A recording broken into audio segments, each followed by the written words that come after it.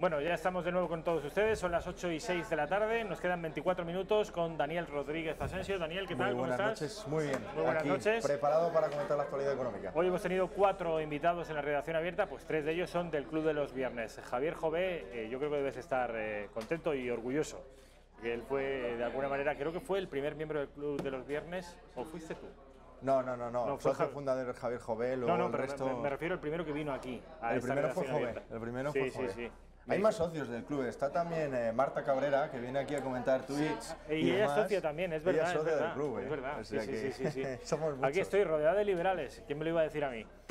Bueno, hoy, Dani, vienes a hablarnos de una serie de gráficos que, como en la anterior jueves trajiste y nos explicaste muy bien, pero antes de abordar directamente los gráficos, me gustaría que me dieras tu opinión respecto de lo que está ocurriendo con Uber y Cabify.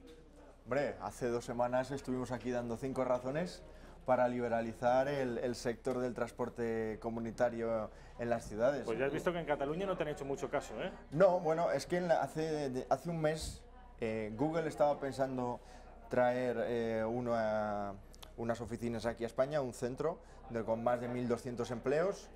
¿Y dónde se ha ido? A Portugal, gracias a la tasa Google. Ahora Uber y Cabify ya han salido de Barcelona. Cabify, que es española, por cierto. Cabify es española, si siguen así saldrá de Madrid.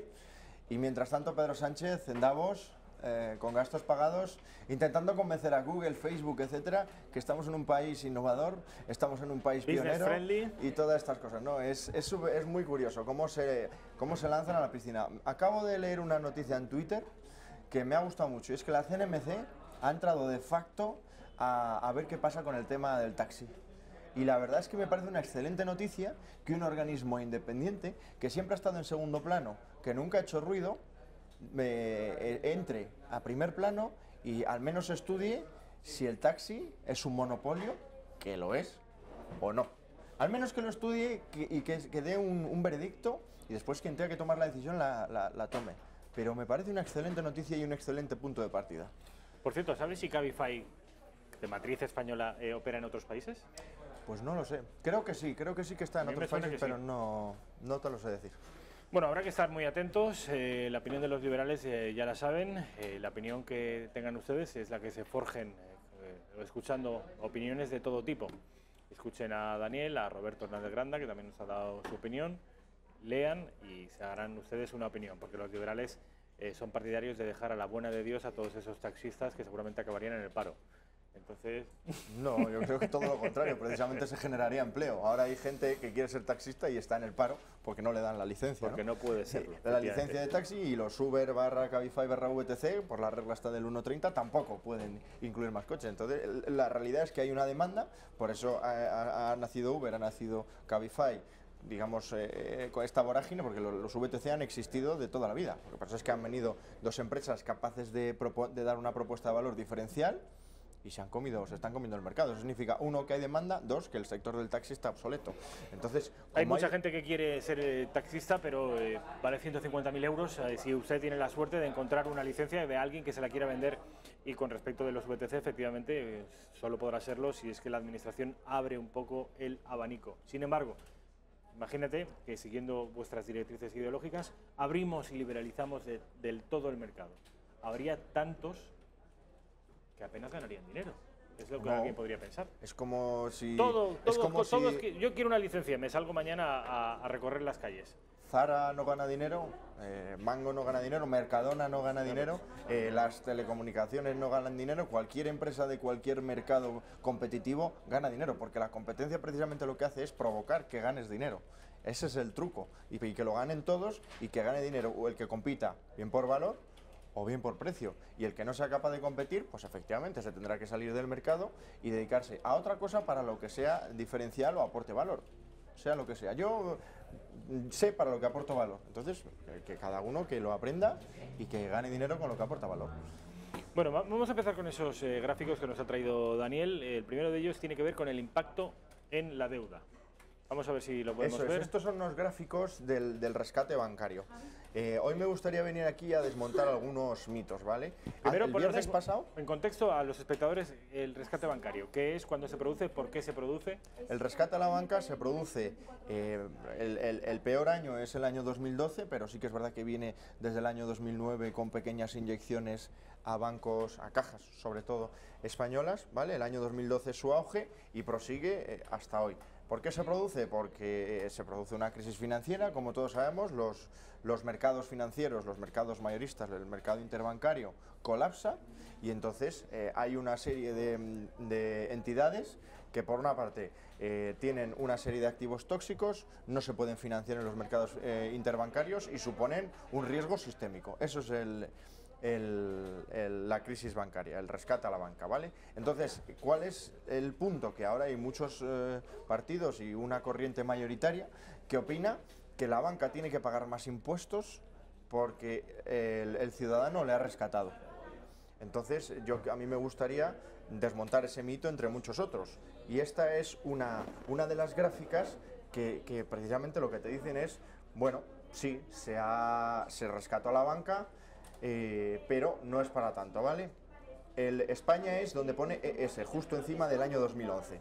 Si os fijáis ahí, el porcentaje de PIB que se fue a deuda debido al rescate bancario, como máximo en los años 2011-2012 fue del 5%. Cabe recordar que cuando entramos en la crisis en el año 2008, España estaba en un 60% de deuda y ahora estamos en el 100%, es decir, un 40%. Si sumas todo eso, el porcentaje del PIB a la deuda está en torno al 15-18%. Es decir, el 22% restante son políticas de estímulo de la demanda que han caído en saco roto, pero desde luego no el rescate financiero. Ahí tenemos a Irlanda, que en el año 2010-2011 fue casi el 50% de su deuda al rescate financiero. Ahí tenemos a Chipre, está por ahí Grecia, el propio Reino Unido, si os fijáis, más de un 10% del PIB en deuda debido al rescate financiero. Entonces, oye, nuestro rescate fue de los más pequeños en comparación con nuestro PIB y en comparación con los países comparables. Las cuentas esta gráfica es de Eurostat. Las cuentas que lanza Eurostat son claras, más o menos. Nos cuesta unos 58.000 millones de euros rescatar a la banca, de los cuales hemos recuperado unos 11.000 millones, es decir, estamos en torno a los 48.000 millones de gasto neto. Y las entidades bancarias, los bancos realmente, es decir, Banco Santander, BBVA, Caixa, etcétera, han puesto del orden de 18.500 millones de euros. Si tú restas los 18.500 millones y lo divides entre los 46 millones de españoles que somos, ¡olala! ¿Cuánto nos ha costado la banca por año? 100 euros al año. 100 euros nos ha costado a cada español el rescate al sector financiero. Alguien podría decir, ¿y qué te parece? Que me los den. Con 100 euros es que no hemos rescatado a la banca, hemos rescatado a las cajas, eso en primer lugar. Y en segundo lugar, lo que hemos hecho ha sido garantizar los depósitos de menos de 100.000 euros, que es la mayoría de depósitos de la mayoría de los españoles, por lo menos los míos, los hemos garantizado y hemos asegurado la confianza en nuestro sistema financiero y en nuestra economía.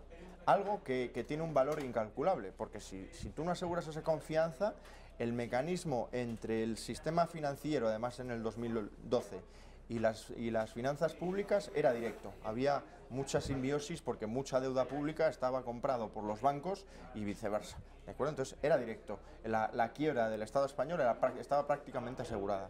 Y este mensaje es muy importante.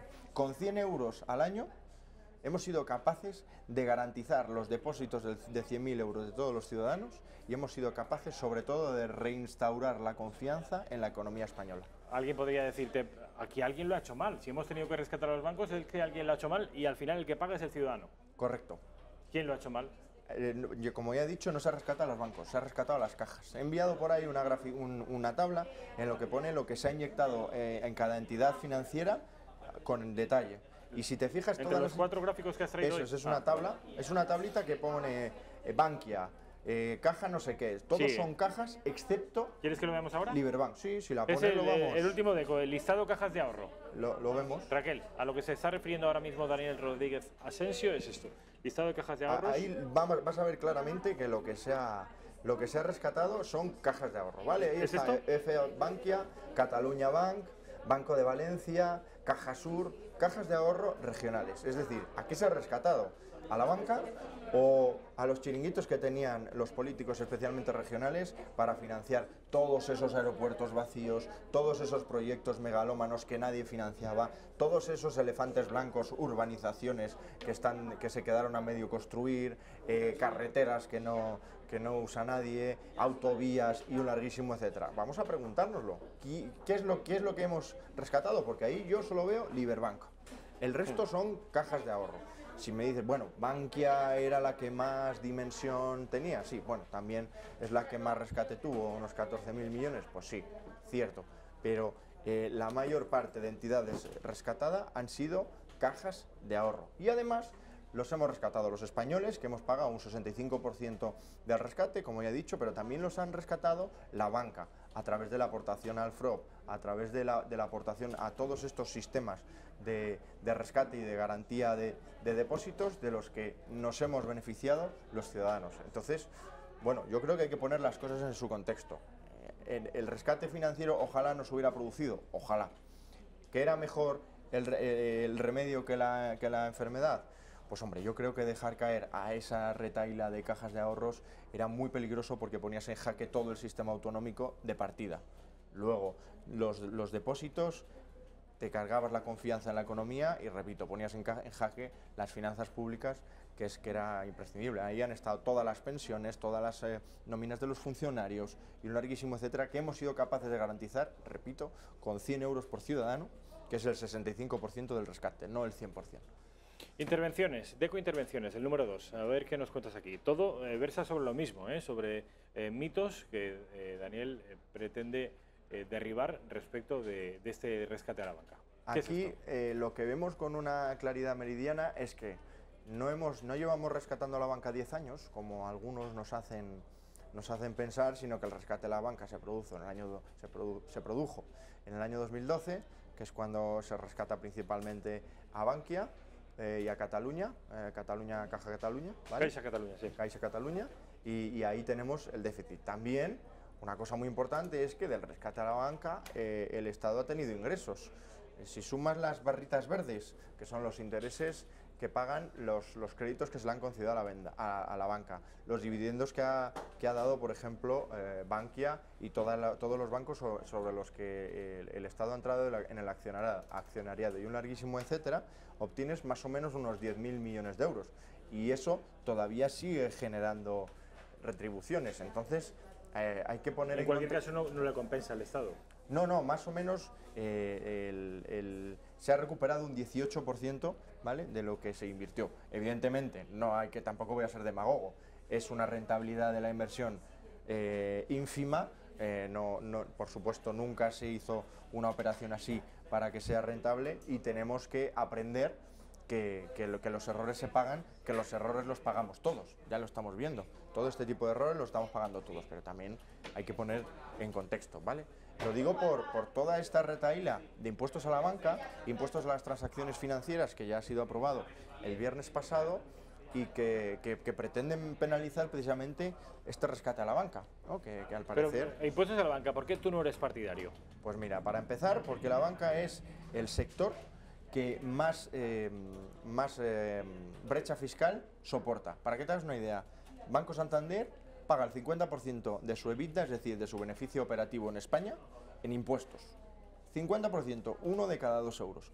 Pero es que la propia agencia tributaria, cuando ves el tipo del impuesto de sociedades por sectores, ella publica que la banca, el sector banca, es el que mayor tipo marginal tiene, un 30%. El resto está en torno al 20, al 22, es decir, ya es un sector muy penalizado por los impuestos, también es un sector hiperregulado y por tanto penalizado desde el punto de vista del negocio, como para que tenga que pagar más impuestos y por lo tanto esté más penalizado aún.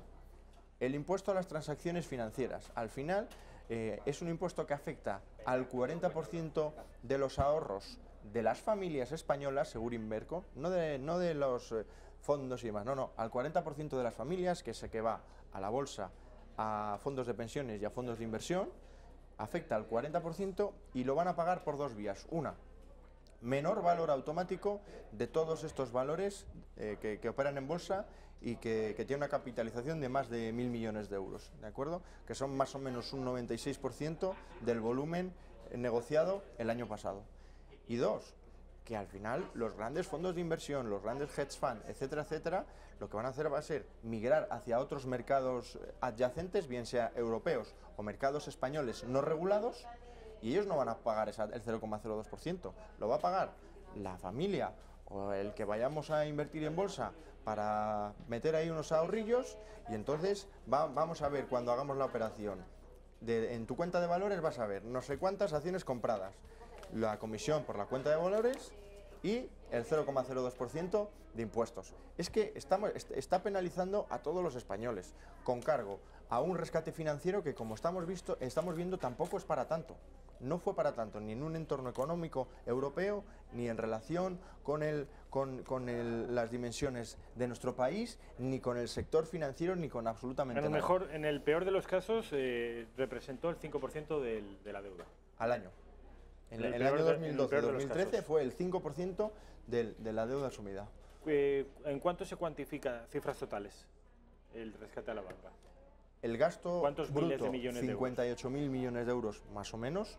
18.000 hemos recuperado. 10.000 hemos recuperado, nos quedamos en 48.000, y de esos 48.000, unos 18.500 ha puesto la banca.